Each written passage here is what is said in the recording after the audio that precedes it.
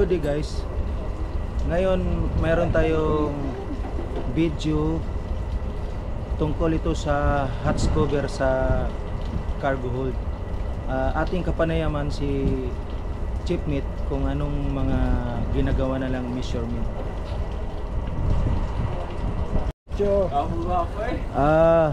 Ito pala si Chief Meat Mero. Chief, ano po yung ginagawa natin sa cargo hold cover? Bali, ngayon nagkakandak tayo ng cargo hold hatch cover para ma-measure natin yung thickness ng rubber ng hatch cover para ma-maintain yung water integrity. So ginagamitan natin ito ng choke test para pag ang choke test nagkaroon ng marka sa kabilang rubber, ibig sabihin intact pa yung rubber mo, makapal pa. So hindi makakapasok yung tubig pag ito ay nakasara at nakalagay lahat ng mga cleats.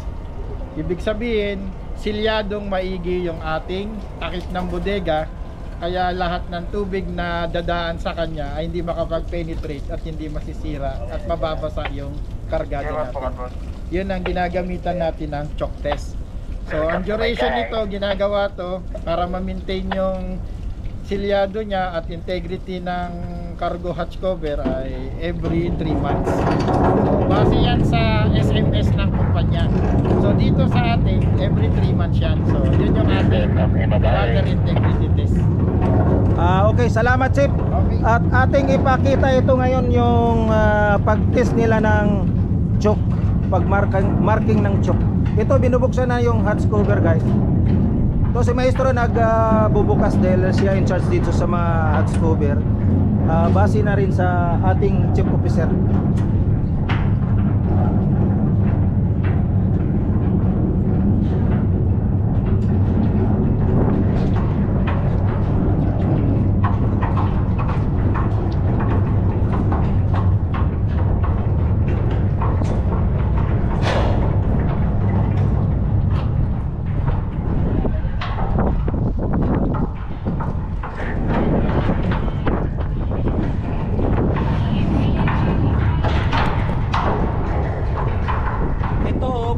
Kami ng cargo ngayon, bali discharging ito sa Qingdao, China.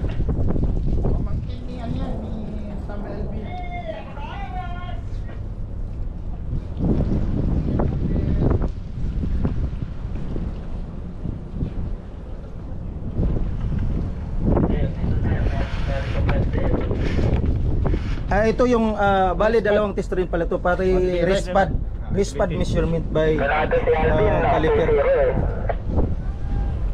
So ito ang thickness. Yan. Thickness, sinusukat natin yan mula dito sa may baseline hanggang dito sa ibabaw ng wrist pad. Susukatin mo yan para malaman mo yung thickness ng wrist pad. Para kung ito'y manipis na, kailangan mong palitan itong wrist pad na to para magpantay-pantay agad, para pagbaba ng hatch cover, yung kanyang rubber na nakaupo rito maglalapat dito ng pantay. Ibig sabihin hindi makapasok yung tubig. Ibig sabihin maganda pa yung rest pad mo, dahil pag numipis na to at hindi nagpantay-pantay, hindi ngayon lapat yung pagkababa ng rubber mo, madaling masira yung rubber, at the same time may tendency na makapasok yung tubig. Okay. Tuloy-tuloy lang measurement kasi marami-raming wrist pad rin to. Ano yung standard thickness niya?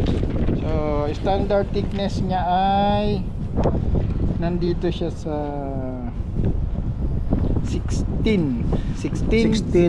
millimeter. Millimeter. 16 millimeter ang standard niya guys. Ang haba nito, ang standard na haba ito, 340 by 100 by 16 standard. 16. So below 16 yun na, worn out na siya. Worn guys. out na. Okay.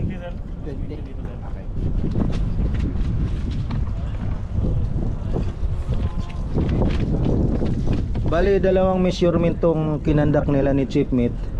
Wrist pad thickness and also yun nga yung rubber ng cargo hold cover.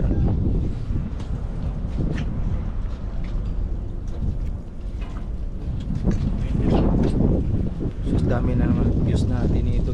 Yun lang. Yung ano natin doon. Yan palang kargada namin na iron ore. Hindi siya puno sa bodega guys kasi mabigat ito eh. Ito yung gagawing bakal. Ngayon na nilalagyan na ng choke nila ni maestro kasi dito ma-determine kung lumalapat ba tama yung rubber para malalaman kung tama ba yung water integrity niya, kung leaking o hindi. Kaya si maestro, number 1 maestro amo namin dito sa barko, Splash Buson Feliciano de la Cruz. Kompleto to eh. Talagang binanggit natin. Ayan, marami sila dito pa kasi malaking bodega to guys. Bali pinagtutulungan nilang lagyan ng choke.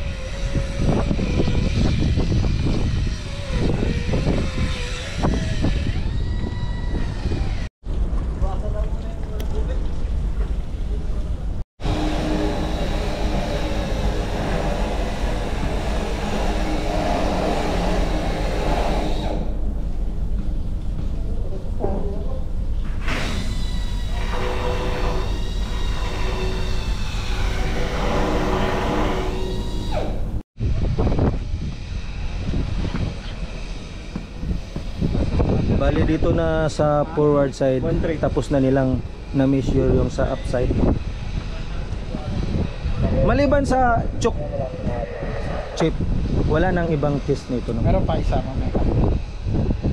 Yung ano naman, gap test. Ayun, measurement of meeting joint. Gap test na yan. Sa Sige, ibabaw, sa gilid, sa mga pagilid. Mamaya pag nakasara naman yung takip. sige. Okay. Okay.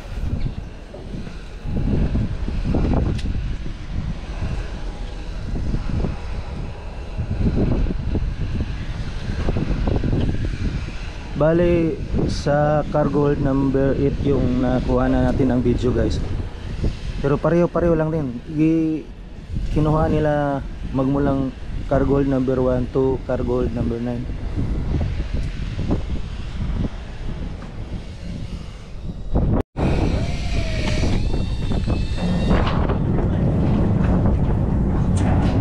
Tapos na yung markings. Ito ibalik na yung cover. Kasi pag upo niyan guys, yung hindi nabubura yung choke, ibig sabihin noon worn out yung rubber, hindi na siya nakaka-seal.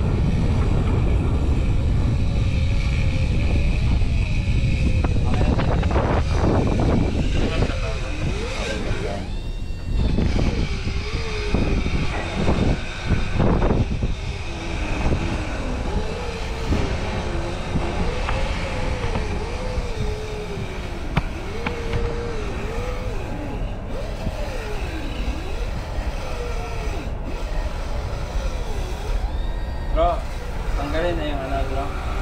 Tanggalin na yung pagtulungan. Ito yung Paano mo na yun? cylinder guys, motor drive pa rin.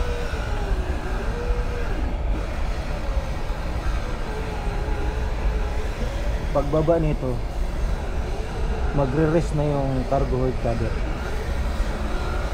Lahat dito nasa 6 yata to guys, 6. 8. Forward and up.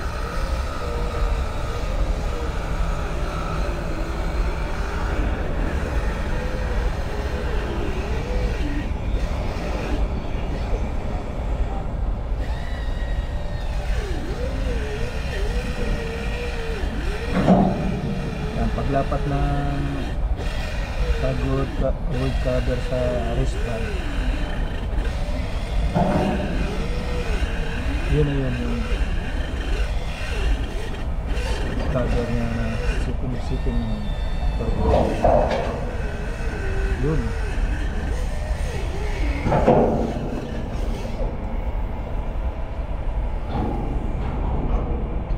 Sa baba na guys. Ngayon pag bukas naman ang cargo hold cover, aangat to, papantay to dito, kaya itong roller pupunta na doon siya pagbira nitong chin. Lahat kami dito ay electric motor drive.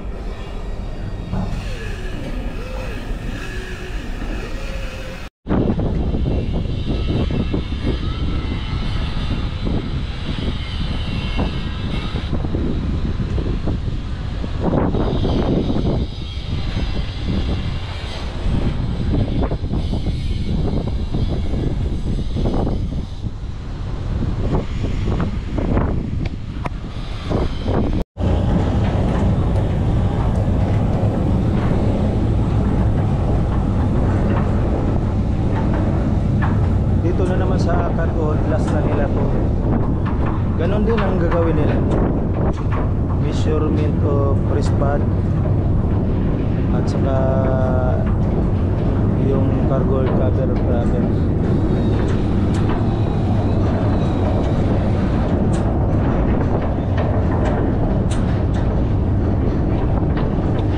Itong maybe ito pinakamalapit sa accommodation. Doon naman yan. Engine room na yan. Yan yung bulkhead na engine room. Yun.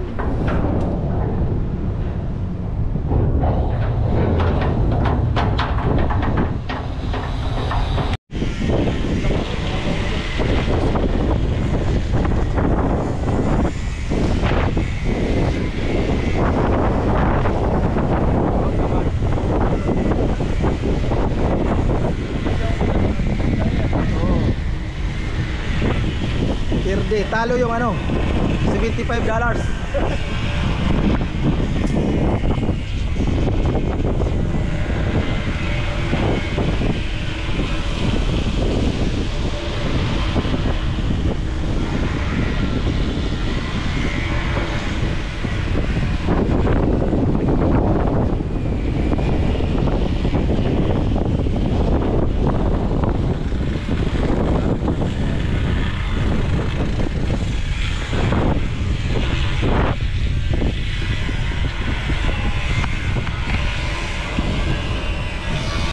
Ayun yung marking ng choke sa rubber guys. Ayan, close up natin.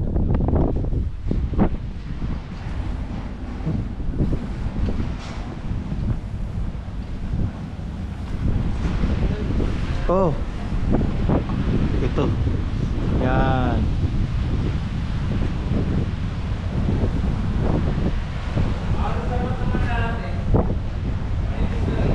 Yan, lapat naman.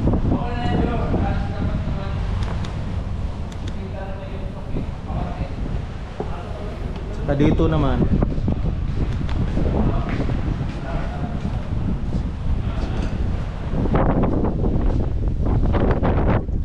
Yun guys, yan.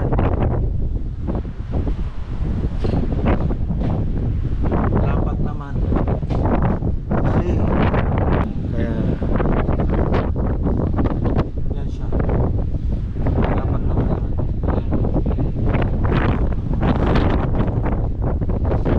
Dito sa kabila. Okay naman oh. Oo nga no. Bago yata yung rubber na to sa dry dock tray.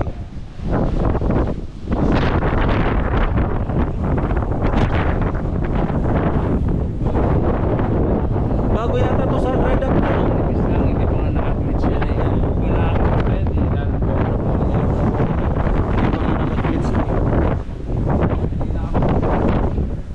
Ayan. Battery lang din mo ah.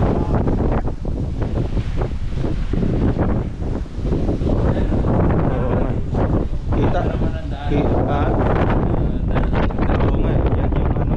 ito, kagaya ng trauma, di masyado.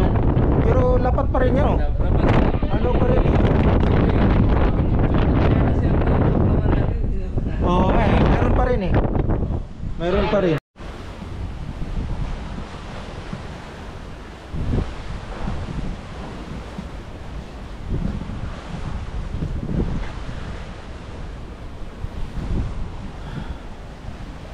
Okay guys, ganda pang mga rubber, kaso lang number 3 pa tayo. I-check pa nila hanggang 9. I-conclusion na lang natin kung may worn out na rubber o hindi. Smooth sailing guys. Ayan.